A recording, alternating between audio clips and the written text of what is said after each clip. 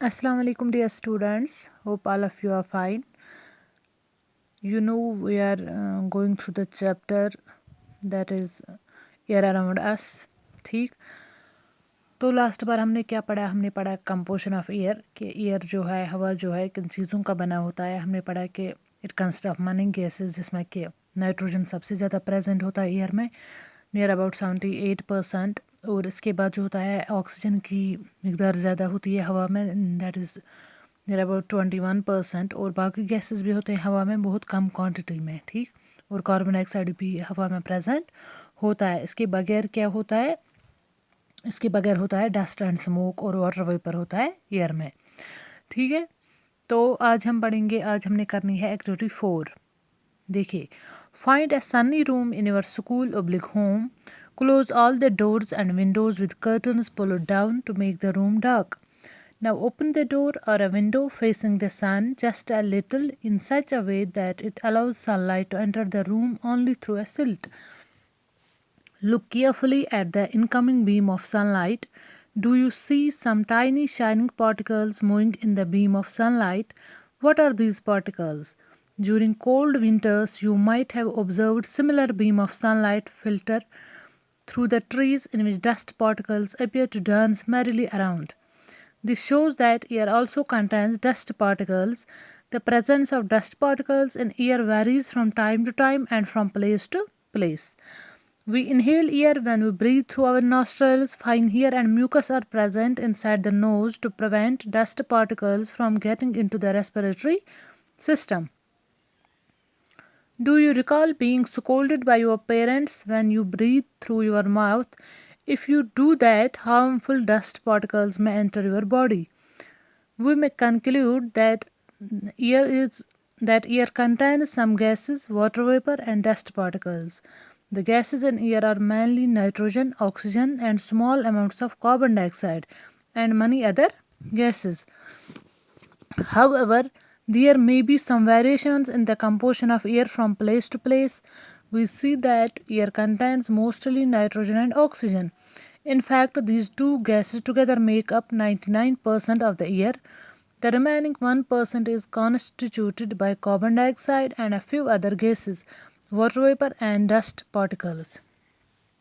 ठीक है, देखिए एक्चुअली जो एक्टिविटी है ये किस लिए हमें करनी है, मतलब कि इससे हम क्या सीखते हैं कि dust is also present in air. इस एक्टिविटी का मकसद यही है. देखिए, इस एक्टिविटी में हमने क्या करना है कि अपने घर में एक ऐसे रूम में जाना है, या स्कूल में भी कर सकते हैं ये, चूँकि आजकल स्कूल बंद है इसलिए आप घर में ही करेंगे. एक कमरे में जाना है, लेकिन जिस कमरे पे अच्छी खासी धूप आती हो अंदर, जिस कमरे में अच्छी खासी धूप आती हो अंदर, तो वहाँ आप जाएंगे. इसके बाद आप क्या करेंगे, उस कमरे का जो भी दरवाज़ा है, जो भी खिड़की है, वो आप कर्टन्स यानी कि उस पर पर्दा डालेंगे आप. ठीक है, कर्टन्स पुल डाउन करेंगे, मतलब कि ताकि सनलाइट डायरेक्ट ना पड़े. ठीक है, इसके बाद आप करेंगे काम, दरवाज़ा थोड़ा सा खोलेंगे या खिड़की कोई भी, लेकिन थोड़ा सा खोलना है ताकि इसमें से थोड़ी सी सनलाइट अंदर आ जाए. जो ही सनलाइट अंदर आ जाएगी, ये आपको वैसे आपने नोट्स किया होगा, तो वहाँ पे क्या हम देखते हैं कि डस्ट पार्टिकल्स डांस कर रहे हैं रूम में, मतलब कि मूव कर रहे हैं. जहाँ पे लाइट पड़ रही है, लाइट के थ्रू हम सीधे देख पाते हैं कि वहाँ पे डस्ट है.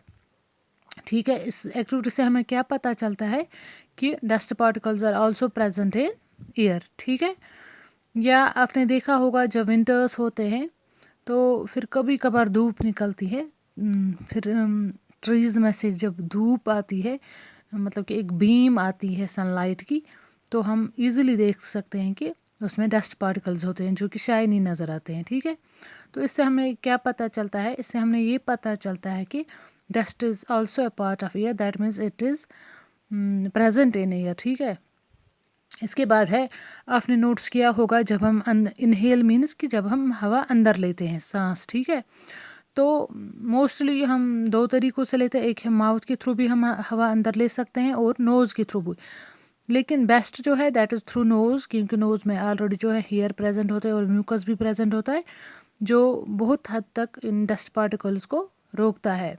ठीक है, तो इससे हमारा रेस्पिरेटरी सिस्टम जो है वहाँ तक कि डस्ट नहीं पहुँच पाती है, और अगर पहुँच भी पाती है तो लिटिल अमाउंट में, ठीक है। तो ज़्यादातर डस्ट जो होती है हेयर और म्यूकस उसको रोकते हैं नोज़ में। इसीलिए आपने देखा होगा कि अक्सर आपके पेरेंट्स आपको, अगर हम माउथ के थ्रू ब्रीथ करते हैं, इनहेल करते हैं, तो अक्सर आपने देखा होगा कि आपके पेरेंट्स आपको डांटते हैं, स्कोल्ड करते हैं। क्यों?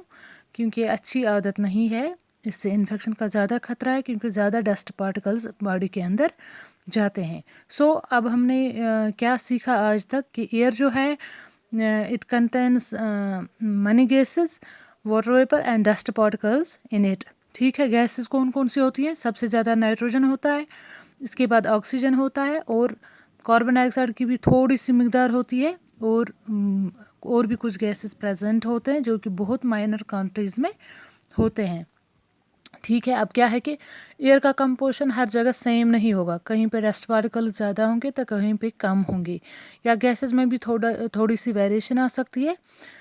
इसलिए हम कह सकते हैं इट डिपेंड्स ऑन, यानी कि ये चेंज हो सकता है फ्रॉम प्लेस टू प्लेस, ठीक है, कंपोजिशन ऑफ एयर। तो अब हमने देखा कि ये जो है नाइट्रोजन और oxygen gas, they make up about 99% of the air, ठीक है। फिर जो 1% रहता है उसमें वो है कार्बन डाइऑक्साइड का, और दूसरे गैसेस और वाटर वेपर और डस्ट का। ओके, खुदा हाफिज़, आज के लिए इतना ही।